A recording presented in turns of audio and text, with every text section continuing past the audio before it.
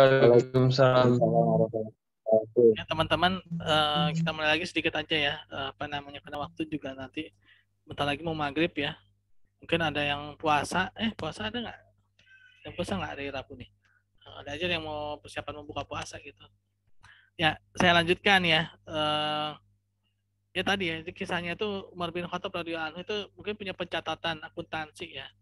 Jadi setiap tanggal sekian dia berinfak. Ini memang tujuan dari akuntansi syariah itu begitu ya.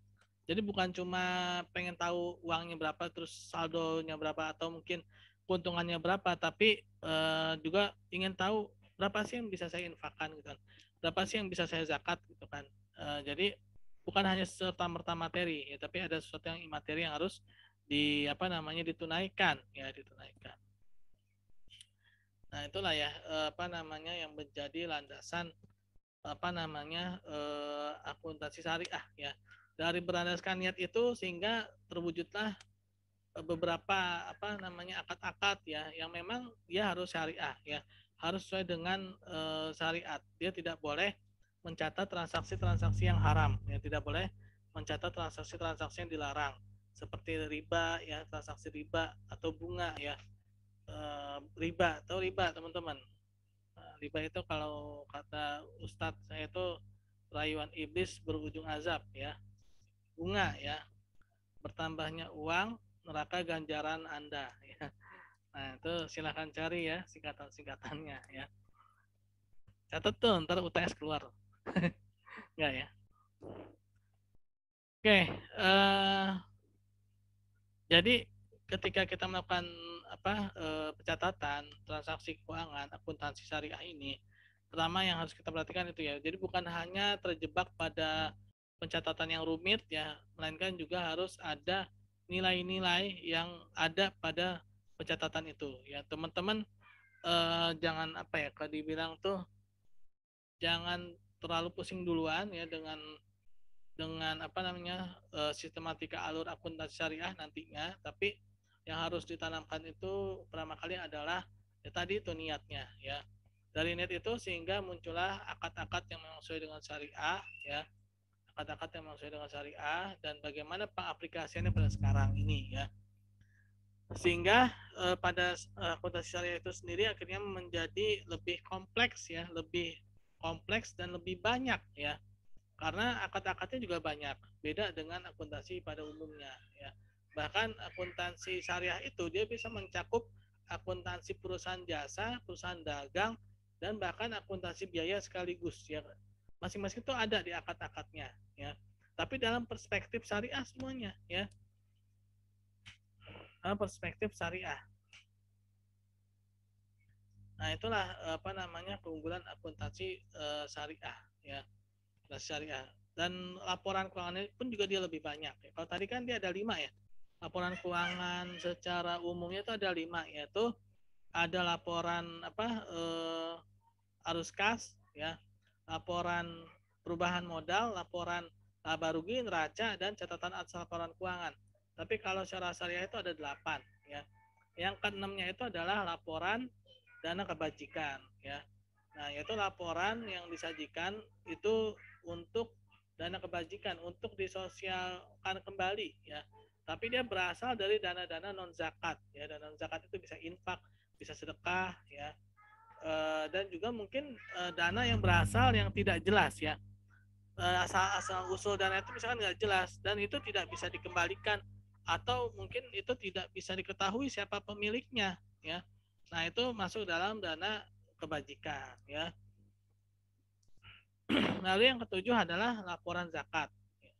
Nah, zakat ini penting ya. Bahkan dengan zakat inilah ada kisahnya ya, yaitu seorang sahabat Rasulullah yang bernama Bilal bin Haris ya, yang tanahnya itu adalah tanah pemberian Rasulullah SAW ketika Rasulullah SAW itu masih hidup ya. Bilal bin Haris ini diberikan sebidang tanah ya, diberikan sebidang tanah. Lalu di zaman Abu Bakar As-Siddiq ya, tanah tersebut ditarik kembali oleh Umar bin Khattab radhiyallahu anhu ya. Pasti teman-teman bertanya-tanya, kok kenapa Umar bin Khattab yang menariknya, kenapa bukan Abu Bakar As-Siddiq? Jadi gini teman-teman ya, Umar bin Khattab radhiyallahu anhu ketika di zaman Abu Bakar As-Siddiq radhiyallahu anhu menjadi khalifah, ya. Umar bin Khattab itu adalah qadhi, ya. Umar bin Khattab radhiyallahu anhu itu adalah qadhi. Qadhi itu adalah hakim, ya. Hakim. Hakim itu bisa apa? Lebih tinggi ya daripada khalifah, ya. Nah, ketika itu Umar bin Khattab radhiyallahu anhu itu menarik tanah yang pernah diberikan pada Bilal bin Haris. Kenapa? Karena ternyata Bilal bin Haris ini dia menyanyiakan tanah pemberian Rasulullah, ya. Menyanyiakan tanah pemberian Rasulullah SAW, ya, sehingga tanah itu tidak menghasilkan apapun dan akhirnya tidak bisa keluar zakat dari tanah itu, ya. Nah, tidak bisa keluar zakat dari tanah tersebut, ya. Oleh karena itulah sehingga Umar bin Khattab radhiyallahu anhu menarik kembali tanah tersebut, ya. Nah, itulah dalam Islam, jadi yang namanya tanah itu tidak boleh dikuasai secara privacy, ya. Tanah itu secara Islam itu tidak boleh dikuasai secara pribadi. Berbahaya, ya. Walaupun Anda punya uang banyak, Anda tidak akan bisa menguasai satu bidang tanah, ya. Ketika Islam berjaya, ya. Kenapa? Karena bisa membuka pintu pemborosan, ya. Jadi ada beberapa hal ya dalam Islam itu tanah, kalau salah tanah, api, ya, terus apalagi itu ya, itu tidak air, ya, tanah, api sama air, ya. Itu harus dipegang oleh pemerintah, ya. Karena kalau dia dijual secara bebas pada pribadi-pribadi itu berbahaya, ya. Itu bisa berbahaya. Nah, di situ peran pemerintah melayani masyarakat, ya. Dan juga tidak membuka peluang pintu-pintu mubazir, ya. Sekarang kan kita bisa lihat ya bagaimana ada sebidang tanah yang luas, ya, yang dipenuhi dengan rumput-rumput yang indah, ya, tapi ternyata isinya kosong, ya. Yang ada hanya beberapa orang yang sedang ada di sana, sedang memainkan sebuah stick, ya, stick apa namanya, lalu ada sebuah bola kecil putih menggelinding, ya, hanya untuk memuaskan itu semua. Dia membutuhkan tanah yang sangat luas gitu, sedangkan di lain sisi ya ada orang-orang yang tidak punya tempat tinggal, ya, yang tidak punya tempat tinggal, yang tidurnya mungkin di kolong jembatan. Nah, itu semua kan timpang, ya kan. Nah, dalam Islam itu tidak ada seperti itu. Kenapa? Karena memang tanah itu tidak boleh dimiliki secara pribadi, ya. Nah, akan diberikan tanah tapi dengan satu syarat. Si pemilik tanah itu harus bisa mengembangkan dan mengelola tanah itu sehingga menghasilkan zakat, ya. Jadi dalam Islam, ya, kalau mau jadi orang kaya itu pilihan, teman-teman, ya. Jadi orang kaya, jadi orang miskin itu pilihan. Ketika Anda rajin, Anda berkomitmen ya untuk bisa mengelola, akan diberikan oleh pemerintah, ya. Tapi kalau Anda malas, ya ditarik lagi, ya kan? Kenapa? Kan mubazir, ya. Akan menjadi mubazir. Nah, jadi kemana-mana, ya kan? Nah, jadi intinya seperti itu ya, teman-teman, ya. Jadi semua itu dalam Islam itu termasuk akuntansi ini, ya. Dalam akuntansi ini syariah ya, dia membedakan niat dan juga ada faktor lain. Tadi apa? 7 itu zakat, yang 8 itu adalah adanya laporan mudharabah muqayyadah. Nah, nanti lebih lanjutnya itu di pertemuan-pertemuan berikutnya ya, teman-teman, ya. Mungkin itu sedikit penjelasannya, ya. Nanti kita bisa lanjut lagi atau ada yang mau bertanya silahkan, ya.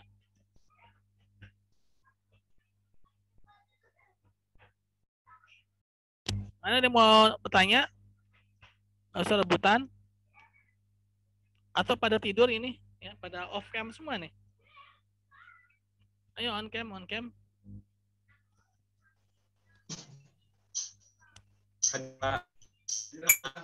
Ya. Sebenarnya kita dalam kuliah online itu yang minimal sebenarnya harus on cam, ya. Kadang kalau udah online terus off cam, ya, itu khawatirnya ya bukannya berprasangka buruk, ya. Orangnya ada di mana, gadgetnya ada di mana gitu kan. Yang penting gabung, nggak seperti itu ya, tidak seperti itu. Karena juga nanti kan ke depannya itu ada namanya itu Merdeka Belajar, ya, kampus Merdeka. Nah, itu lebih lebih istilahnya apa ya, lebih mandiri lagi pembelajarannya, ya. Kalau kita tidak bisa mengikuti itu nanti kita bisa ketinggalan, dan itu sebenarnya peluang yang sangat baik, ya, peluang yang sangat baik bagi teman-teman semua dengan sistem Merdeka Belajar kampus Merdeka, yaitu peluang yang sangat luar biasa baiknya. Tapi lagi-lagi balik ke teman-teman, yaitu mengenai keaktifan teman-teman dalam belajar, ya. Intinya sebenarnya di situ. Oke, teman-teman, ada yang mau ditanyakan?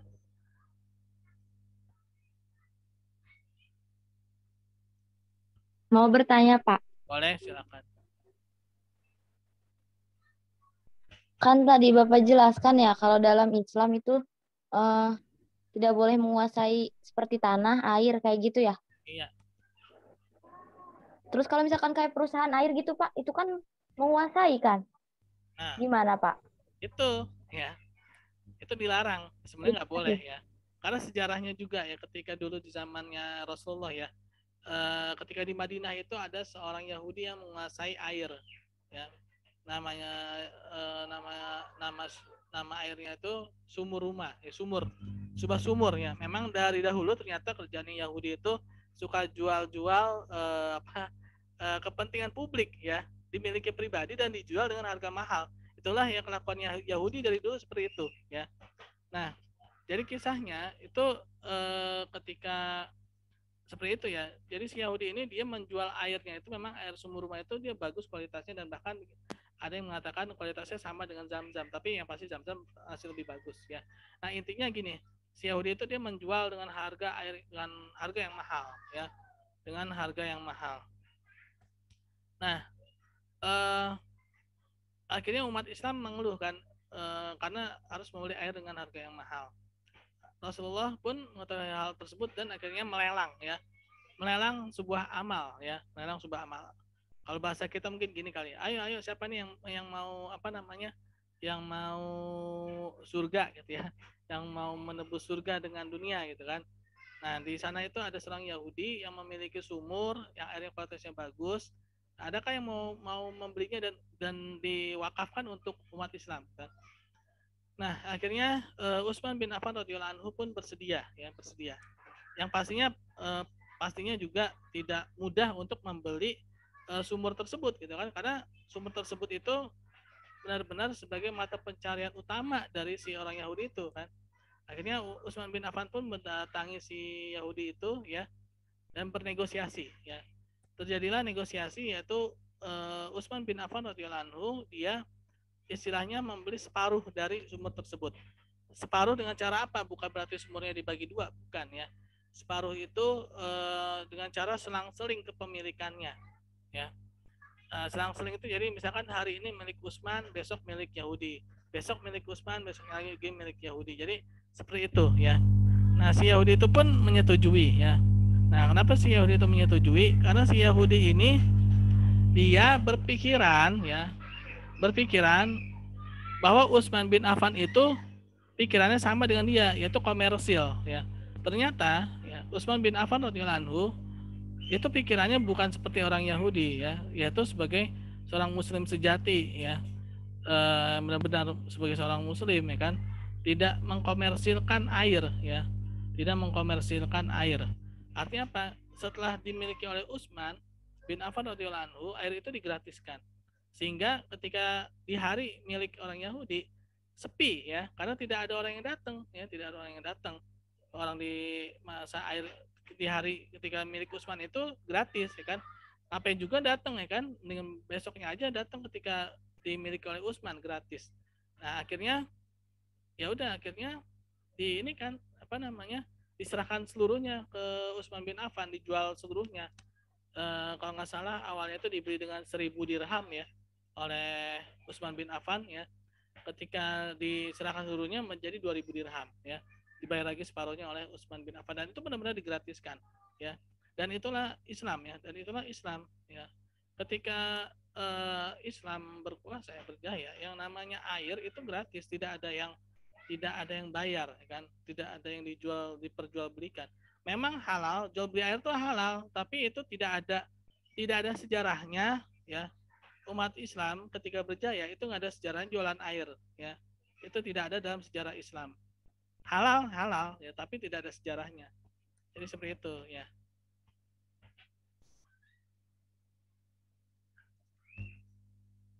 Jadi gitu, gimana Dela, Rizky? Iya Pak. Terus kalau misalkan contoh penguasaan tanah itu kayak gimana Pak? Ya, penguasaan tanah itu tadi ya, yang Bilal bin Haris itu ya. Jadi di masa Rasulullah itu ada beberapa sahabat-sahabat yang diberikan tanah ya, tapi tujuannya itu untuk dikelola ya. Tujuannya itu untuk dikelola sehingga dia akan menghasilkan zakat ya. ada penjualan dari pengelolaan itu, misalkan sebidang tanah untuk ditanamkan apa nih jagung gitu kan. Karena kan penduduk Madinah itu kan petani ya, penduduk Madinah itu petani. Nah, jadi ketika tanah itu dibagi-bagikan, itu tujuannya bukan hanya untuk dibagikan saja, tapi ada tujuan tertentu, yaitu untuk zakat pada tanah tersebut, yaitu ada hasilnya ya. Kalau tanah itu didiamkan gitu saja sehingga tidak menghasilkan apa-apa, maka tidak ada zakat di situ kan. Jadi mubazir ya. Jadi mubazir.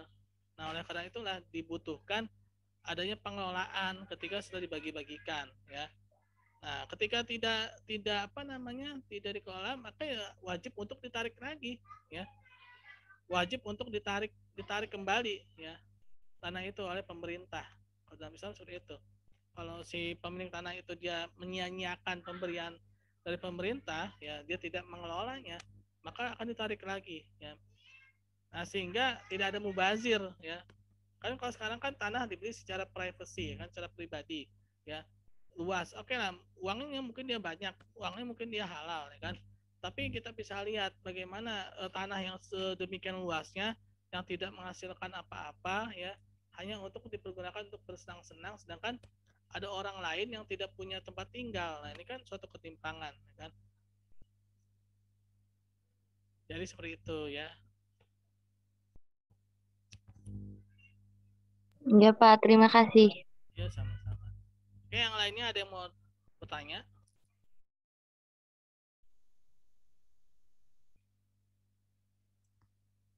Ada yang mau ditanyakan?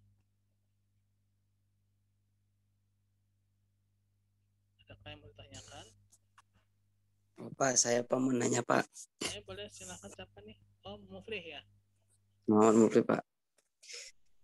Ini Pak, berarti perbedaannya akuntansi umum sama akuntansi syariah ada dalam niatannya Pak? Ya, salah satunya niat ya. Nanti dari sisi pencatatannya juga nanti ada perbedaannya.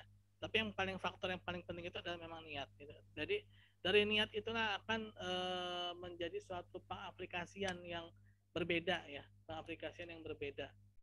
Begitu juga dalam belajar ya. Kalau niat kita beda, pasti aplikasinya juga akan beda. Pasti juga akan cara-caranya juga akan beda. Jadi seperti itu ya. Memang faktor niat itu sangat menentukan ya dalam syariah atau dalam Islam. Gimana Mufti? Oh iya Pak. Terusnya Pak, tadi kan kata Bapak yang jualan air itu Pak, sebenarnya dilarang ya Pak ya? Ya, kalau dilarang secara syar'i sih enggak ya. Tapi nggak ada sejarahnya aja dalam Islam itu, umat Islam atau pemerintahan Islam itu jualan air itu nggak ada ya. Nggak ada dalam sejarah. Tapi kalau misalkan udah jadi ale-ale gitu Pak, beda lagi kan itu Pak? Atau SS yang lain gitu Pak? Nah, Sebuah itu gitu. mungkin ya itu bisa dibedakan ya. Walau alam juga sih, tapi mungkin itu ada tambahannya ya, ada tambahan-tambahan rasanya ya. Memang apa ya, kalau dibilang itu kita mungkin saat ini berbeda zaman ya, mungkin berbeda zaman ya. Ketika itu memang mungkin itu memang benar-benar full air ya, mungkin itu memang tidak boleh. Tapi bagaimana dengan ketika sudah dikelola menjadi air minuman dengan sirup ya, atau dengan apa namanya jus ya yang udah ada campuran buahnya, ya mungkin bisa jadi itu ada nilai tambahnya, bisa jadi itu memang apa namanya bisa gitu ya. Seperti itu. Ya, Pak. Terima kasih Pak. Ya, sama-sama. Ada lagi yang lain?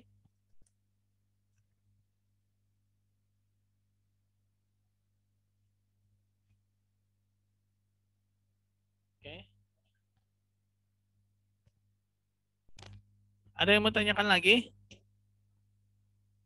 Cukup ya? Cukup Pak. Oke.